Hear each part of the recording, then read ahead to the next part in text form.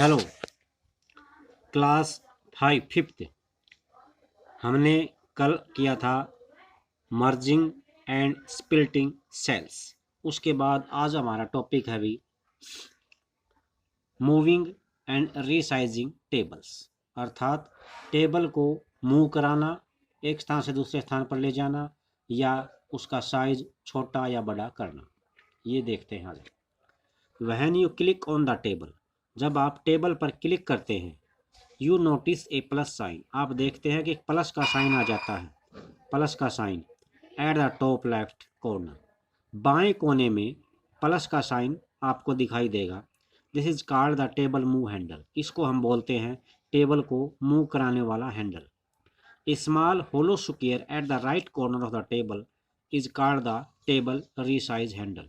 इसी तरह से इसके टेबल के राइट कॉर्नर में दाएं साइड में दाएं कोने पर बिल्कुल एक स्क्वायर यानी वर्गाकार खोखला आकृति बन जाएगी, और कोने पे जैसे ये तो है टेबल मूव हैंडल और ये है स्क्वायर, ठीक है भी, टेबल रीसाइज हैंडल।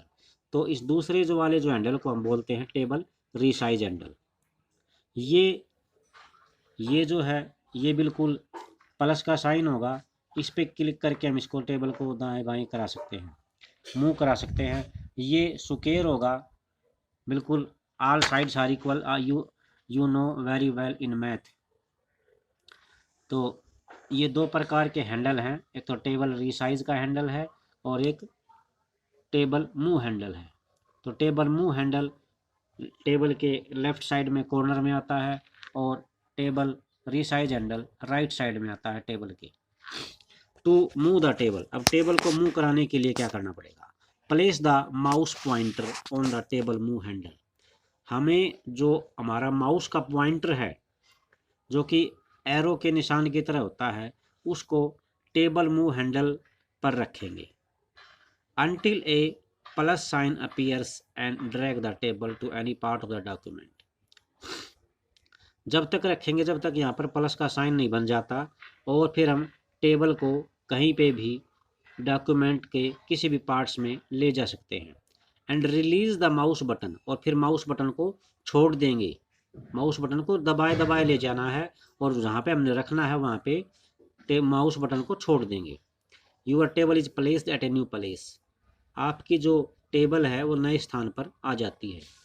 अब जैसे ये कर रखा है अभी, यहाँ पे ये किया है, तो टेबल को मूव कराना है तो ये यहाँ पे आ जाएगी भी, जहाँ भी आप ले जाना चाहते हैं।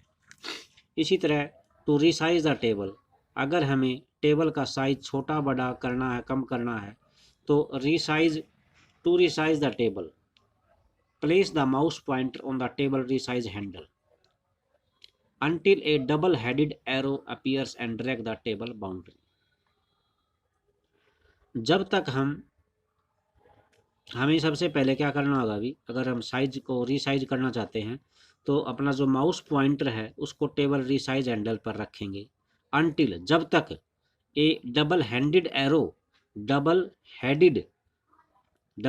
एरो नहीं बन जाता है, और and drag the table boundary, और टेबल की जो बाउंड्री है उसको ड्रैग यानी खींच सकते हैं, छोटा कर सकते हैं, बड़ा कर सकते हैं, जब तक हमें करना है। एज यू ड्रैग, जैसे आप खींचते चले जाओगे, when you see dotted lines, आप डॉटेड बिंदु वाली लाइनें देखेंगे, and indicate the size of the table, जो कि टेबल का साइज बढ़ा रही हैं। Release the mouse button when you get the desired size, जब आपको अपनी मर्जी का साइज मिल जाता है या आ जाता है तो आप माउस बटन को छोड़ सकते हो। तो ये है टेबल को मूव कराना और टेबल को रीसाइज करना, ये दोनों तरीके हैं, बिल्कुल सिंपल है, सिर्फ आपको क्लिक करके इनको दबाए दबाए माउस को दबाए दबाए ले जाना है, फिर जहाँ पे आप ले जाना चाहते हैं वहाँ पे छोड़ सकते हैं। अब नया अपडेट क्या आया है अभी, you can use table move handle, आप टेबल मूव हैंडल और टेबल रीसाइज हैंडल को मूव एंड रीसाइज टेबल्स इन 13 और 16 से यूज कर सकते हैं। यानी मूव एंड रीसाइज टेबल्स है जो कि 13 और 16 में ये सुविधा दी गई है, थोड़ा सा चेंज करके मूव एंड रिसाइज टेबल्स, यहाँ पे क्लिक करेंगे तो जैसा भी आप चाहते हैं वैसा हो जाएगा। अब नेक्स्ट टॉपिक है राइटिंग सिंपल मैथमेटिकल एक्सप्रेशन। अब यहाँ पर कुछ मैथ के एक्सप्रेशंस हैं, उनको कैसे लिखा जाता है उसके बारे में बताया गया है। You can do simple calculation in Microsoft word 2010। आप माइक्रोसॉफ्ट वर्ड 2010 के अंदर साधारण गणित के जो कार्य हैं वो कर सकते हैं। To write simple mathematical expression follow the given steps. तो मैथ के जो फार्मूले हैं या तरीके हैं उनको इसमें माइक्रोसॉफ्ट वर्ड 2010 में लिखने के लिए निम्न स्टेप्स का पालन करो। सबसे पहला, click the layout tab. Layout tab पे क्लिक करेंगे, click the required cell to get the result. फिर उस सेल पे क्लिक करेंगे जहाँ पे हमें आंसर चाहिए या जो रिजल्ट आएगा। Click the required cell to get the result. सबसे पहले तो लेआउट टैब पे क्लिक करना है, दूसरा सेल पे क्लिक करना जहाँ पे हमें फार्मूला का आंसर आएगा। थर्ड स्टेप के अंदर क्लिक फार्मूला, ये फार्मूला जो डाटा ग्रुप में मिलेगा वहाँ पे क्लिक करना है। The formula dialog box appear, तब जहाँ पे हम फार्मूला लिखते हैं वो डायलॉग बॉक्स आ जाएगा। ये देखिए, ये जैसे ये फार्मूला डायलॉग बॉक्स है, ठीक है अभी ये रहा फार्मूला डायलॉग बॉक्स, ठीक है। तो स्टेप नंबर 4 में क्या करना है, now delete the text written in the formula bar. अब जो फार्मूले बॉक्स में जो फार्मूला लिखा हुआ है उसको तो आप कर देंगे डिलीट, यानी फार्मूला जो बार है उसमें कई फार्मूले लिखे रहते हैं पहले से ही, तो delete the text written in the formula box.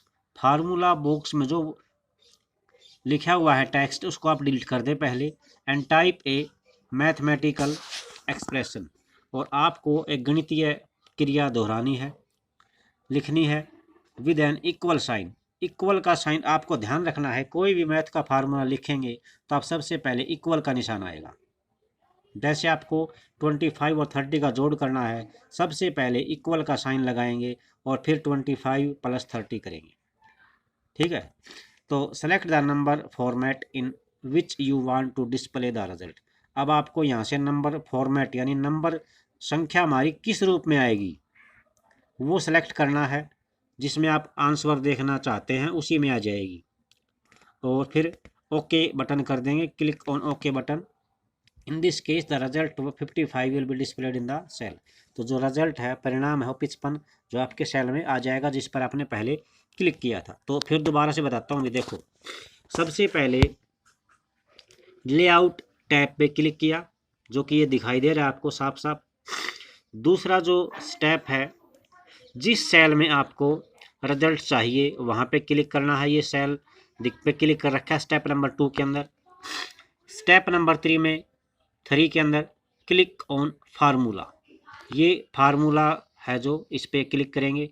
उसके बाद ये डायलॉग बॉक्स उभर के आ जाएगा, निकल के सामने आ जाएगा, ठीक है। Equal formula equal